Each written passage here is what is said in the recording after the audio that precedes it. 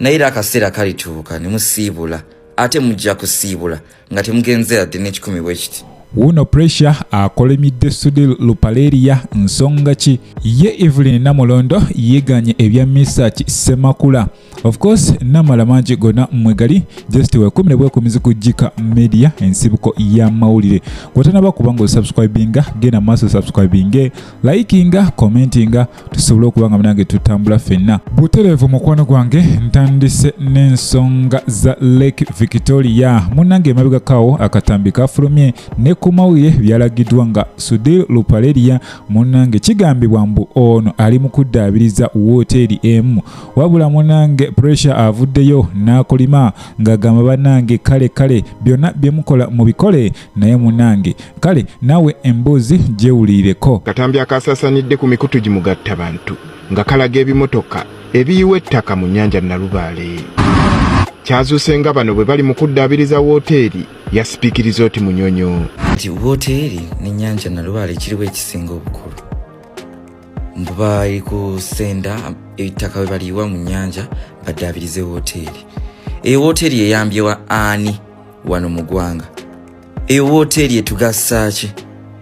Ennyanja Nalubaale kya butonde era ennyanja Nalubaale ya buwangwa. Abantu abamanyi ebyobuwangwa n'ennono ennyanja Nalubaale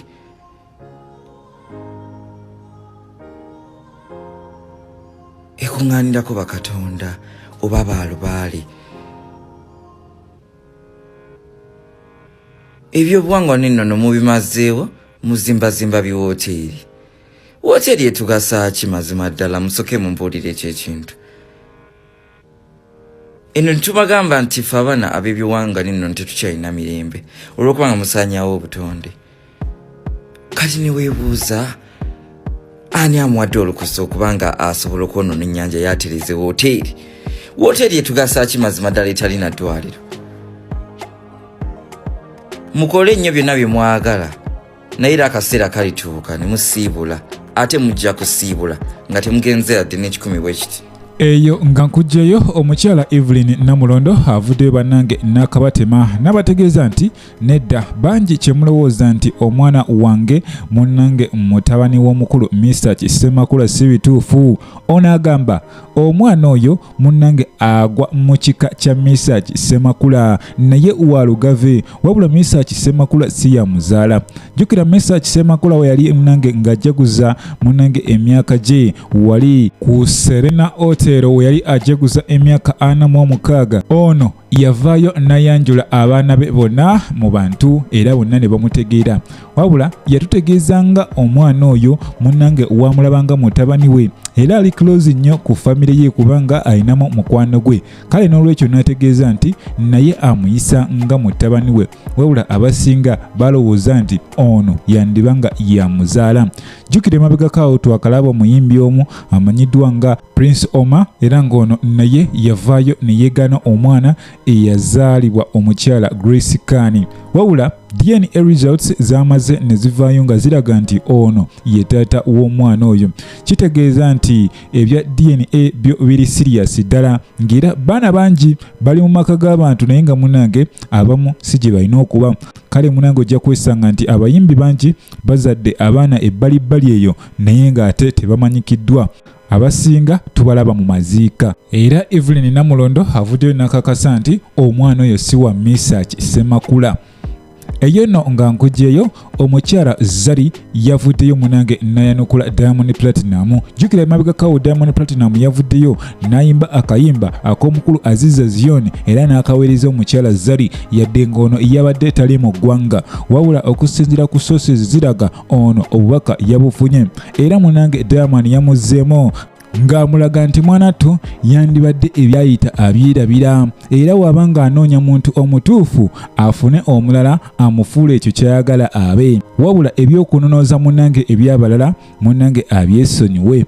jjukira bano baali bonna era ne baawukana wabula ng'ezimu ku nsonga ezabaawukanya bwali bwenzi nga omukulu Diamond Platinum munnange empale ze nga tazituuza era n'essaawa zino tumulaba ali mu katogo alina omukyala gwe bayita Zuchi ate nga waliwo n'omukyala omulala awo naye nga amukwasaganya wuuyo atugamba ayagala kugattako Spice Diana wabula ng'ebyo tebinaba kuba nga ate bikakasibwa naye ng'era gye bujja mu maaso eyo temwekanga kulaba Spice Diana nga munnange bapepeya ne Diamond Platinum munnange wansi w'enjuba tewali kitasoboka omukyala Zari agamba ebyayita byayita era yeetadda mabega jjukira akadda nnyuma kassa ebiseera ebisinga w'olekawo exiwo ebiseera ebisinga tekiba kirungi ate kuddayo kubanga ogenda kuddayo ate by'onosangayo muganda wange onyumizaako ne banno naye nga ku sayidi eyo ye Zari Asani amwanukudde. Of course nkujjukiza nti oli kujjika media ensibuko y'amawulire omukulu Pallaso ono twamulabyeko nga ashootinga video era yandibanga yawedde naye ono avuddeyo n'ategeeza nti agenda kuba nga temunange aperforminga ku show ya Clever J singa anaaba ayitiddwa. Jjukira Clever J yajja mu mawulire okuva uyaperforminga ku kivulu kya Alien Skin era bw'atyo yasalawo okuperformingako Alien Skin okusinga ogenda ewa muganda we era ekintu ekyo kyakola nnyo amawulire buli omu ne yeebuuza lwaki era abantu abasinga badde balowooza nti omukulu Pallaso naye ali willing okuba nga akola ekintu kye kimu nedda Pallaso abiganye era n'agamba ate tasalira musango muntu yenna olw'ensonga ye si ye Katonda ebyo yabirekera Mukama Katonda wabula n'ategeeza ye talina buzibu singa anaaba ayitiddwa ku konsati ya Clever J ajja kuba nga munange ekintu akikwasaganya ebintu bitambulire dda. Jjukira musajja mukulu n'okuva yakuba Alien Skin ebintu byakyukira ddala obuganzibwa mu bantu bwesala ennyimba ze tezikyatambula nga we zaali zitambula biseera biri kakati buli omu atunuulidde Alien Skin kakati nno ye agamba munange agenda maaso n'okuba nga yeetonda wabula ye akoze paati ye bw'atyo ne Alien Skin alina okukola paati ye waba anamusonyiwa amusonyiwe waba tamusonyiwa era takirina kyakikolera kubanga ye ogugwe agukoze. Kale no munange ensonga wezityo weziri osanga yali ayagala kukola mawulire naye munange amawulire gakuba turnover ate ne gadda ew'omukulu Alien Skin. Of course ono yafuna public sympathy abantu bonna ne bagamba omukulu Pallaso akozeemu bubi era bonna ne basala eddiiro ne badda ewa Alien Skin. Of course ku side eya politics yo waliyo akavuyo kangi ddala era nga sinaba kubanga ate munange ndekulira kambalekere video eno mugyerabireko. Dokita Kiza Besigye, Elias Lukwago, Semujunganda, kano kammwe. Akaseera we twali twetaagira statement zammwe nti mummwe mulimu abaguliddwa okutulwanyisa. Temwazireeta. Twatandikanga okubakuba nga tulaba ebikolwa byabwe. Nga bannaffe abamu bagamba tulumba bulumbi bannaffe be tulwana nabo. Ne mututeekako ebigambo nti abo bavuma abo bakola biki naye nga wallahi twali tulabye nti mummwe mulimu ensolima mwagaana okuvaayo ne mukokola statement ezituprovinga nti bannaye tetuli bakyamu mwasirika busirisi. Sente zaali zizze kwawula mu opposition mutabeera kimu kulwanyisa kujjako Museveni mwasirika omulamwa gwa sente mwagumanya era mwasirika.